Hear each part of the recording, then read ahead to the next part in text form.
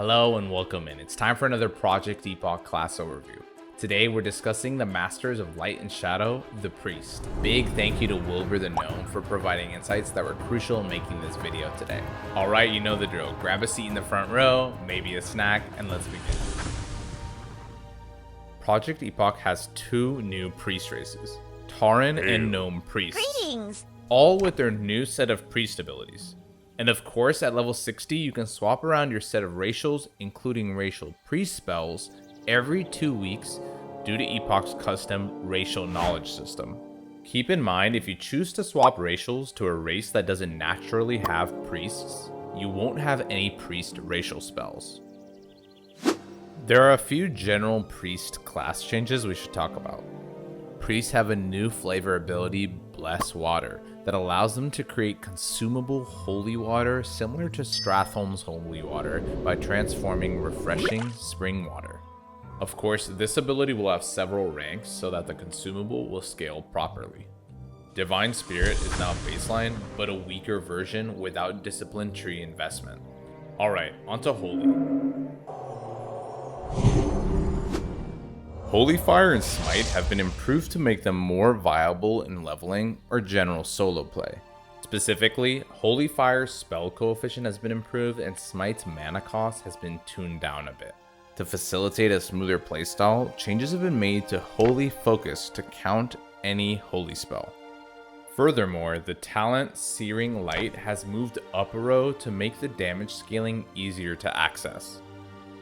Look, to be clear, Epoch devs have stated they don't intend to balance this playstyle for raid tuning at this time. Don't expect to be a competitive DPS as a Smite Priest. Your capstone, Circle of Healing, is a powerful instant AoE heal, and in preliminary testing it was incredibly critical for some raid encounters. The output is great, and of course it's very convenient to use on the move. Wilbur had some great experience in the raid to share. Ortog, the Circle of Healing came out very helpful. Just being a instant cast AoE heal was super helpful with how much AoE damage was going on in that fight. Lightwell has been greatly improved to maintain its buff until you take direct damage, not just any kind of boss AoE that chips away at you. It now has 15 charges, although with a restriction of 1 use per person. This ability is great now, if your group clicks on it. And because we're using a TBC baseline, you will have access to Prayer of Mending, an incredibly versatile and cheap spell to use, as well as Binding Heal. When it comes to PvP, there's not a lot to cover with Holy. You typically go deeper into Holy if you want to be more of a heal-focused defensive priest, and that hasn't really changed on Epoch. If you were to forego Deep Holy for the more aggressive Disc Shadow build we'll be talking about later, then there are talents here you'll still pick up like Divine Fury or the earlier mentioned Holy Focus. Okay, onto Discipline. For PvE, Disc is in an okay state with a few notable changes. The former capstone Pain Suppression is now in the middle of the tree, and the capstone is now Power Word Barrier. This is a custom version of Power Word Barrier.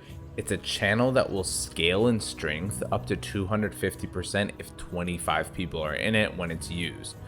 Of course, you also have the powerful cooldown Power Infusion, as well as the access to the raid buff Improved Divine Spirit. Disc has great CDs for certain scenarios, but outside of those moments, you are a pretty weak healer compared to Holy.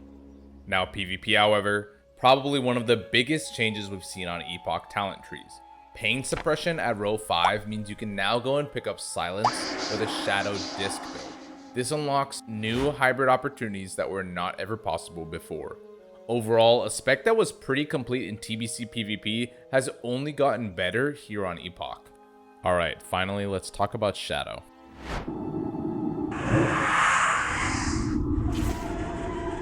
Unfortunately, in its current state, Shadow has 0 changes that would really impact your PvE gameplay.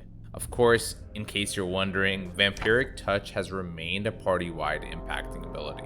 You're still a much-needed offensive support, and there's always the potential for changes here in the future.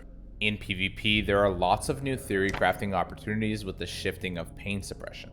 Experiment with both Disc and Shadow to make a fun hybrid build that you deem most effective. And don't forget, you can shift your racials around every 2 weeks. Okay, let's look at the dungeon tier sets. Looking at the healer set, the 4-piece smite bonus is a bit inconsequential in most situations. The 6-piece chance to crit is fine, and the 8-piece bonus for your shield pre-encounter is pretty strong. And for the shadow set, the 4-piece bonus of 2% to your dots is a welcome boost. The second bonus is a fun dungeon and solo play tool giving you more Shadow Fiend uptime. That's huge, especially for that mana pool. The 8-piece adds just a little bit of priority cleave potential, but nothing too powerful. When it comes to leveling, the wanding spec into Shadow is the tried and true method. On Epoch, however, leveling as a Smite Priest is a little more viable due to buffs to Holy Fire and mana cost reductions of Smite. So for those that want to mix it up, you can give that a try.